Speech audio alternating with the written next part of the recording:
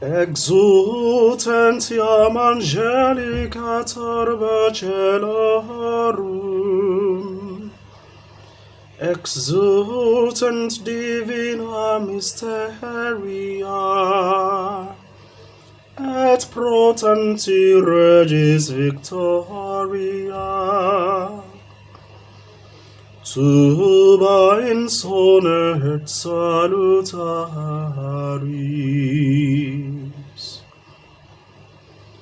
Gauda et stelus, tantis irradiata fulgoribus, et eterni et regis splendore illustrata,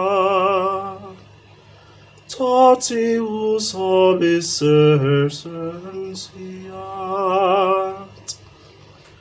amicis caliginem. Leteter et mater ecclesia, tanti luminis adornata fulgoribus, et manis populorum vocibus, ecaulare exultet. Qua propter astentes vos, fratres carissimi, actam miram huius sancti luminis claritatem, unam ecumque sol, Dei omnipotentis, misericordiam invocate.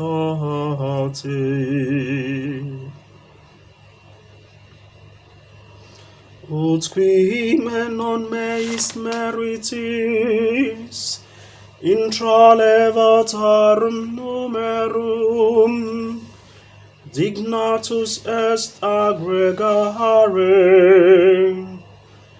luminis sui claritatem infundens, cerei huius laudem implere perficiat.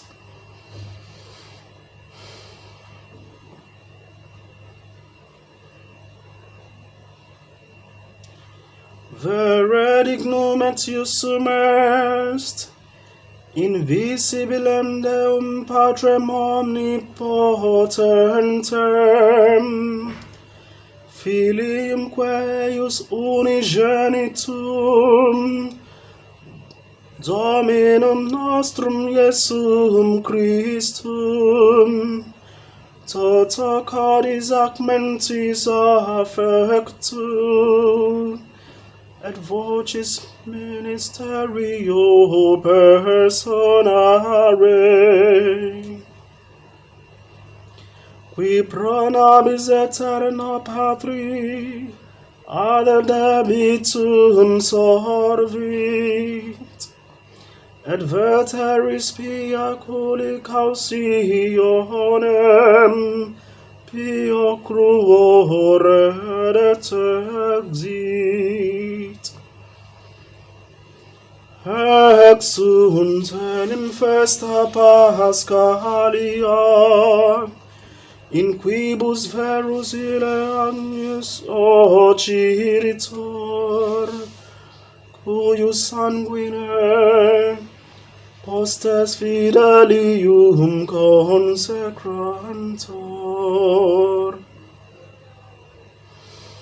Hec nos est, in qua primum patres nostros, filios Israel, edictos de Egypto, marerum,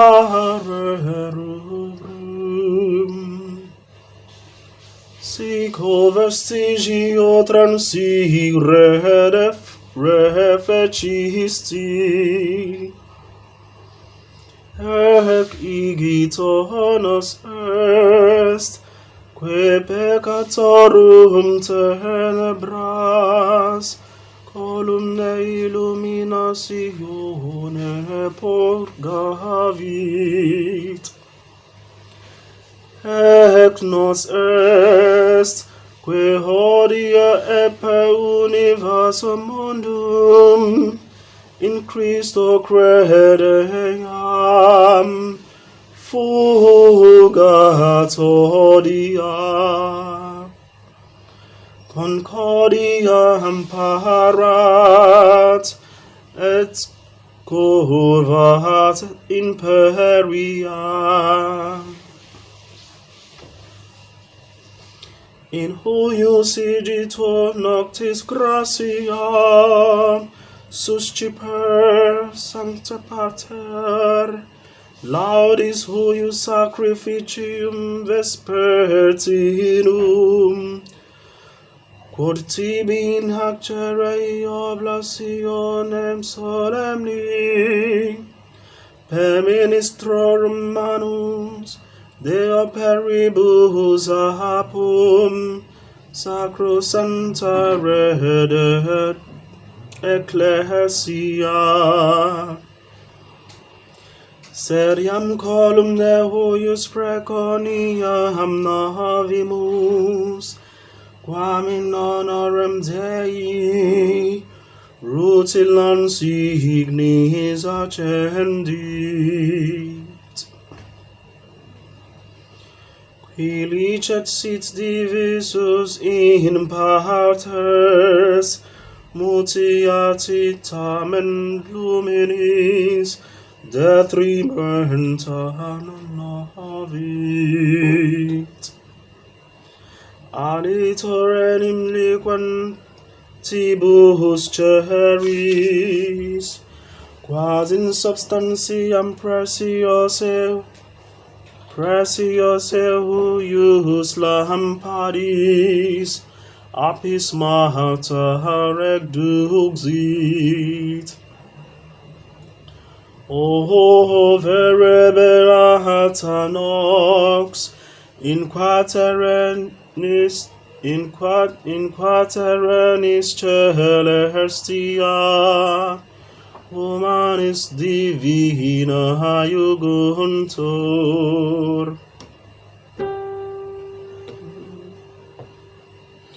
Oramus Exultet Domine, ut cereus ister, in honorem tui nominis consecratus, ad noctis huius caliginem destrocendam, in difficiens perseverent,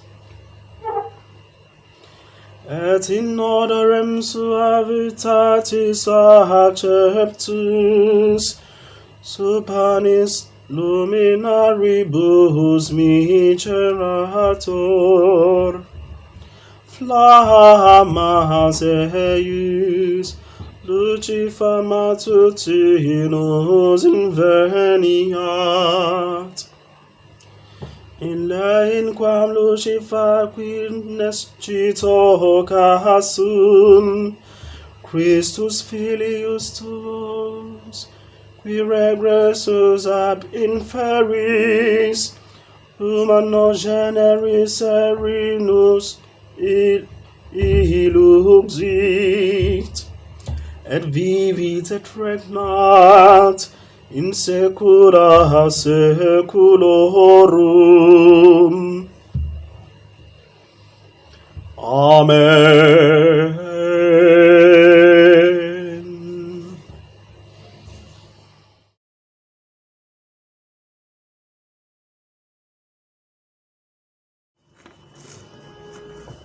The Passion of our Lord Jesus Christ, according to John.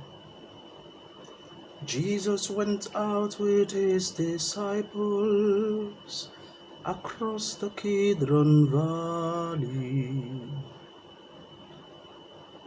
There was a garden there, and he and his disciples entered it.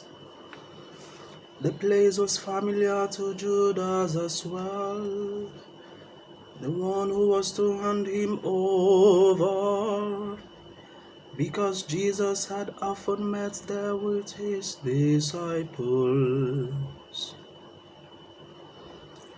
Judas took the cohort as well as guards, supplied by the chief priests and the Pharisees,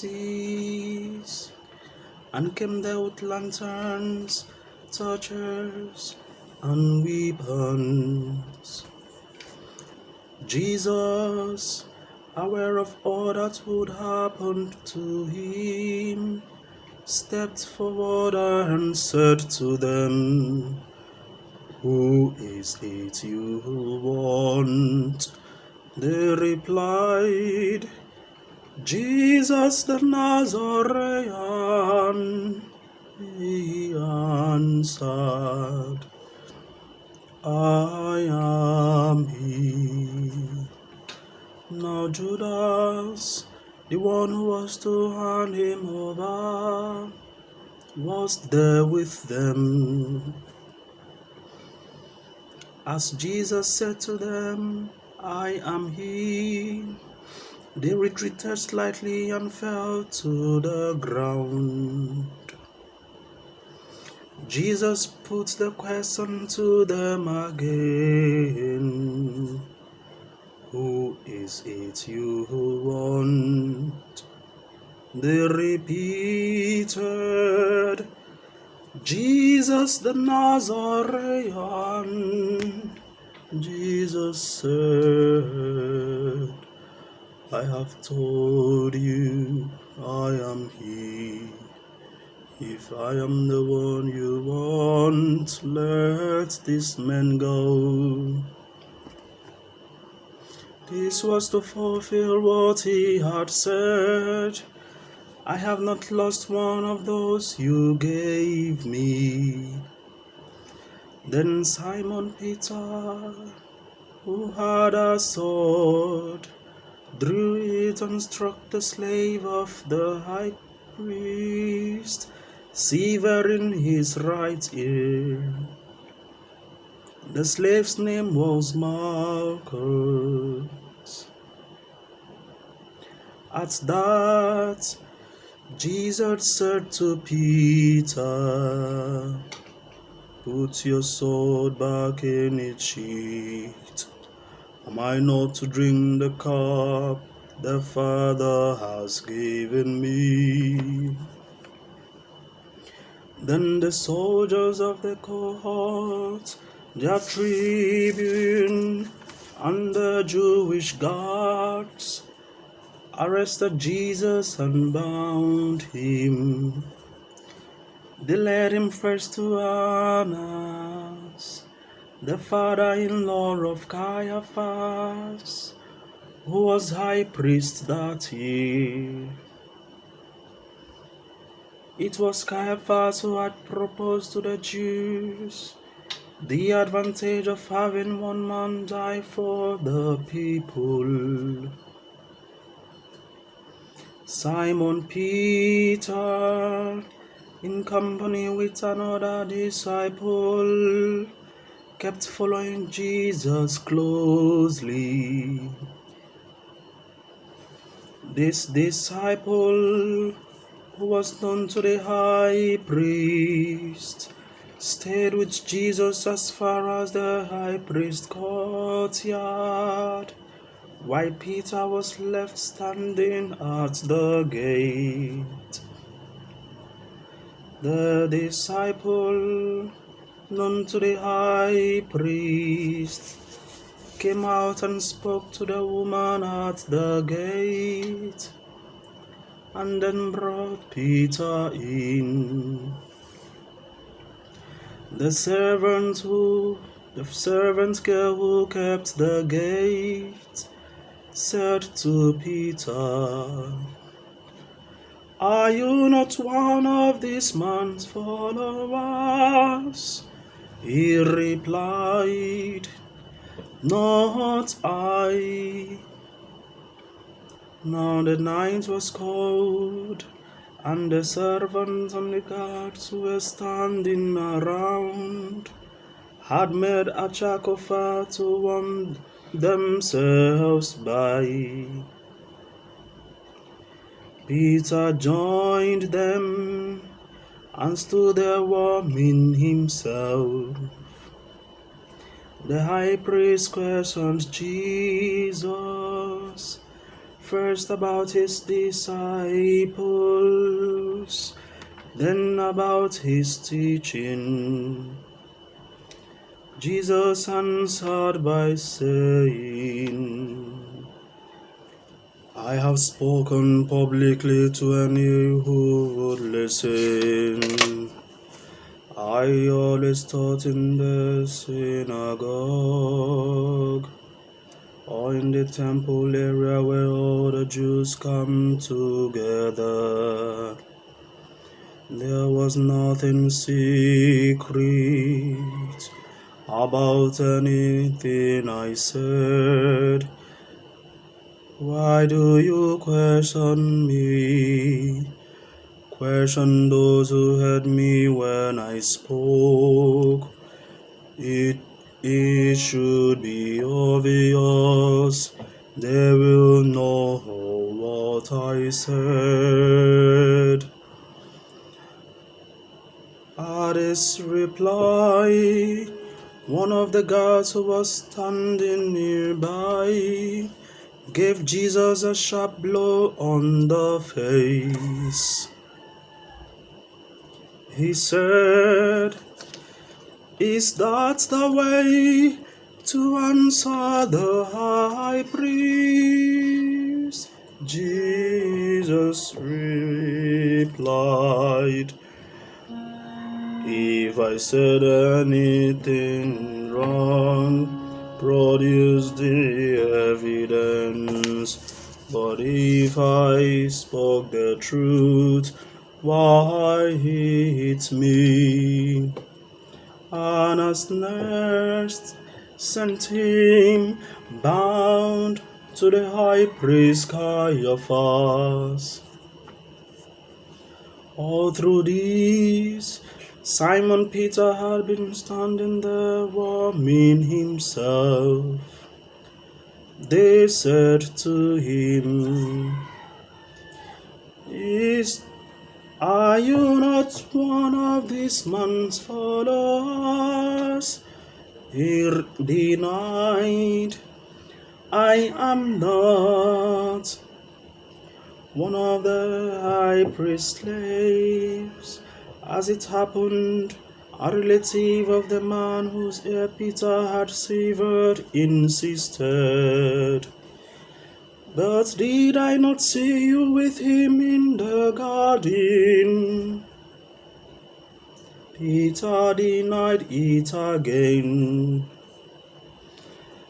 At that moment, a cock began to crow. At daybreak, they brought Jesus from Caiaphas to the praetorium. They did not enter the praetorium themselves, for they had to avoid ritual impurity if they were to eat the Passover supper. Pilate came out to them and demanded, "What accusation do you bring against this man?"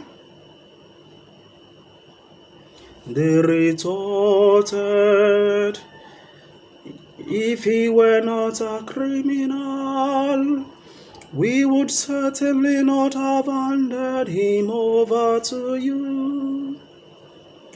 At this, Pilate said, "Why do you not take him and pass judgment on him according to your law?" The Jews answered, "We may not put anyone to death." This was to fulfill what Jesus had said, indicating the sort of death he had to die. Pilate went back into the praetorium and summoned Jesus. He asked him, "Are you the king of the Jews?" Jesus answered, "Are you saying this on your own, or have others been telling you about me?" Pilate retorted, "I am no Jew. It is your own people and the chief priests who have handed you over to me.